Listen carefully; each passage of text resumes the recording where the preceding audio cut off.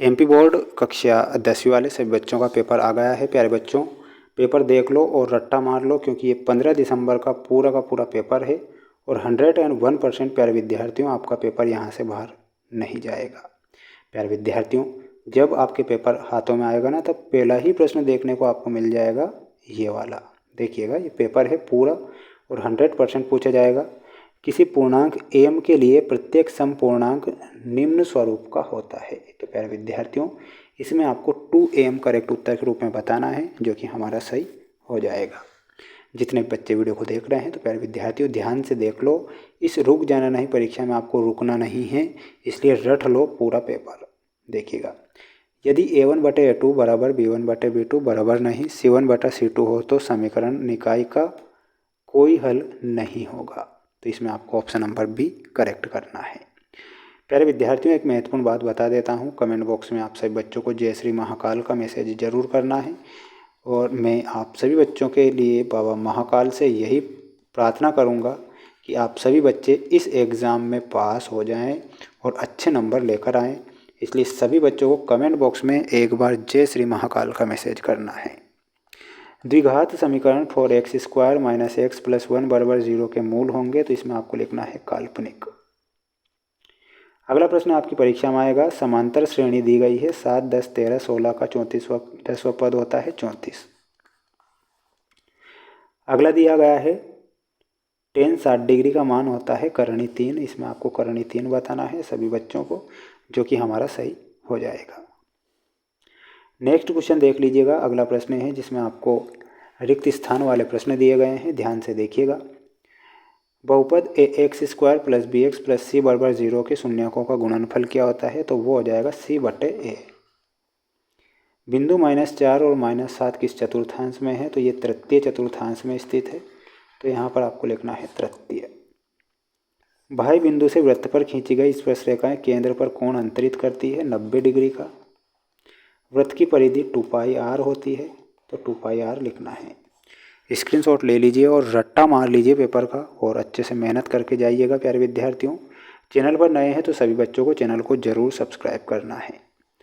वृत्त की सबसे बड़ी जिह्वा क्या होती है? वृत्त की सबसे बड़ी जिह्वा होती है व्यास, तो आपको व्यास लिखना है।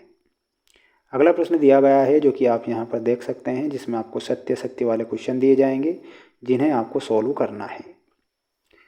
बहुपद x² - 3x - 4 के शून्यक 1 और 4 हैं, ये बिल्कुल सत्य है। मूल बिंदु के निर्देशांक 0, 0 होते हैं।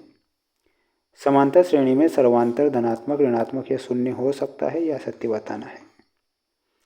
किसी वृत्त के बाह्य बिंदु से खींची गई दो स्पर्शरेखाएं असमान होती है, यह सत्य बताना है।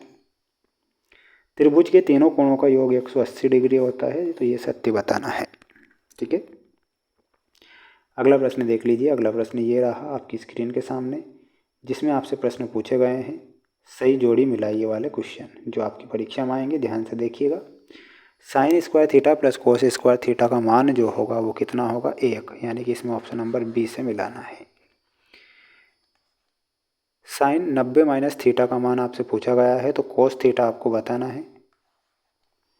sec² थीटा -1 का जो मान होगा वो क्या हो जाएगा? और वो हो जाएगा tan² थीटा। tan 30 डिग्री का मान होता है 1/करणी 3। कोट थीटा का मान होता है cos थीटा/sin थीटा। अब आपको एक स्क्रीनशॉट ले लेना है और अच्छे से इन्हें पढ़ लेना है, क्योंकि ये प्रश्न आपकी परीक्षा में आएंगे और अच्छे से आपको देखकर जाना है। देखिएगा, अगला है द्विघात समीकरण 3x² - 5x + 2 का विविक्तीकर लिखिए। तो विविक्तीकर कितना होगा? 1 होगा। शंकु के आयतन क्या होता है? शंकु का आयतन होता है 1/करणी 3 πr²h।